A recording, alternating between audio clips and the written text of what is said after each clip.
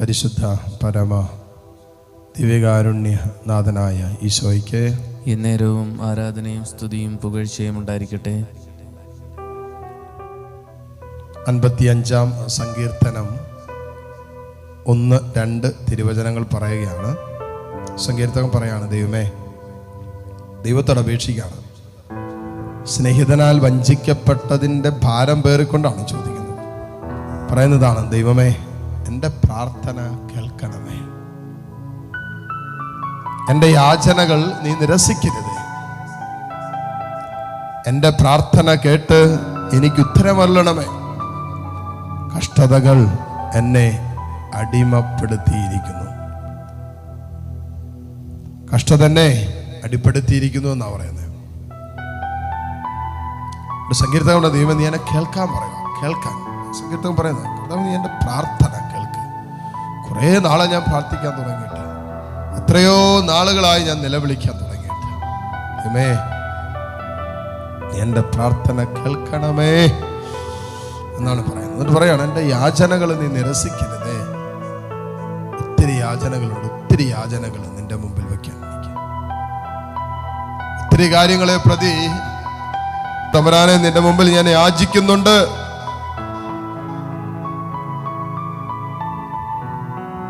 സങ്കീർത്തനം പറയും, എൻ്റെ യാചനകൾ കർത്താവെ അങ്ങ് നിരസിക്കരുതേ, നിരസിക്കരുതേ. പറയണം, എൻ്റെ പ്രാർത്ഥന നീ കേട്ടിട്ട് എനിക്ക് ഉത്തരമല്ലണമേ എന്ന് പറയുന്നത്. കാരണം എന്താ? കഷ്ടതകൾ എന്നെ അടിപ്പെടുത്തിയിരിക്കുന്നു. അതുകൊണ്ട് ഞാനിപ്പോൾ കടന്നു പോകുന്ന ഈ കഷ്ടതയുടെ നടുവിൽ ഈശോയെ, നിന്നിലേക്ക് ഞാൻ ഉയർത്തുന്ന ഈ പ്രാർത്ഥനകളുണ്ടല്ലോ, ഇത് കേട്ടിട്ട് നീ എനിക്ക് ഉത്തരം തരണം. ഇതാണ് സങ്കീർത്തകൻ പ്രാർത്ഥിക്കുന്നത്. ഇതാണ് സങ്കീർത്തകന്റെ പ്രാർത്ഥന. വേറൊന്നുമില്ല. എന്നതാ?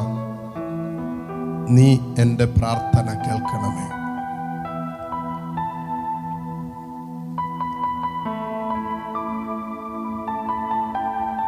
കരങ്ങൾ തുറന്ന് ഈശോയിലേക്ക് നീട്ടിപ്പിടിച്ച്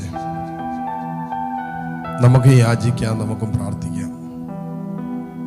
കർത്താവേ, ഞങ്ങളുടെ പ്രാർത്ഥനകളെ നീ കേൾക്കണമേ എന്ന് പ്രാർത്ഥിക്കാം. ഒത്തിരി കഷ്ടത കരകവിഞ്ഞൊഴുകിക്കൊണ്ടിരിക്കുമല്ലേ ജീവിതത്തിൽ. ഒത്തിരിയേറെ അസ്വസ്ഥതകള് നിന്റെ ജീവിതത്തിൽ ആഞ്ഞടിച്ചുകൊണ്ടിരിക്കുമല്ലേ. ഇതിൻ്റെയൊക്കെ നടുവില് നീ കർത്താവിനോട് പറ, കർത്താവേ, നീ ചെവി ചായ്ച്ച് എനിക്ക് ഉത്തരം തരണമേ.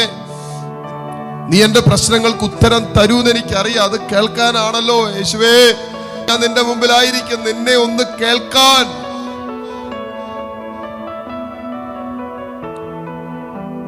അല്ലേ? അതുകൊണ്ടാണല്ലോ കർത്താവിനെ കേൾക്കാനും, കർത്താവിനോട് നിന്റെ വേദനകൾ പറഞ്ഞിട്ട് നിന്റെ വേദനകൾ കർത്താവ് കേൾക്കുന്നുള്ള വിശ്വാസത്തിലാണല്ലോ മോളെ, മോനെ, നീ ആരാധനയിലായിരിക്കുന്നത്. അതുകൊണ്ടല്ലേ കർത്താവെ, ചെവി ചായ്ച്ച് എന്നെ കേൾക്കണമേ, എന്നെ കേൾക്കണമേ, എൻ്റെ വേദന കേൾക്കണമേ, സങ്കടങ്ങൾ കേൾക്കണമേ, എൻ്റെ കണ്ണുനീര് കാണണമേ എന്നൊക്കെ നീ പറഞ്ഞുകൊണ്ടിരിക്കുന്നത്. നിശ്ചയമായിട്ട് ദൈവം നിന്നെ കേൾക്കും. ദൈവം തൻ്റെ മക്കളെ കേൾക്കാതിരിക്കുമോ?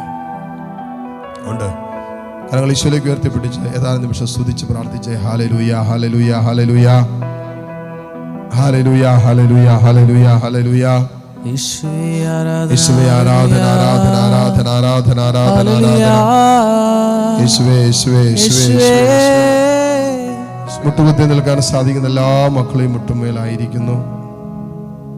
ദിവ്യകാരുണ്യ ഈശോ നിങ്ങളെ ആശീർവദിക്കാൻ പോകുന്ന സമയമാണ്. നിങ്ങളെ മാത്രമല്ല, കുടുംബം, നിങ്ങളുടെ തലമുറകൾ, നിങ്ങളുടെ തീരുമാനങ്ങൾ, ആഗ്രഹങ്ങൾ, വേദനകളെല്ലാം ഈശോ ആശീർവദിക്കുന്ന സമയമാണ്.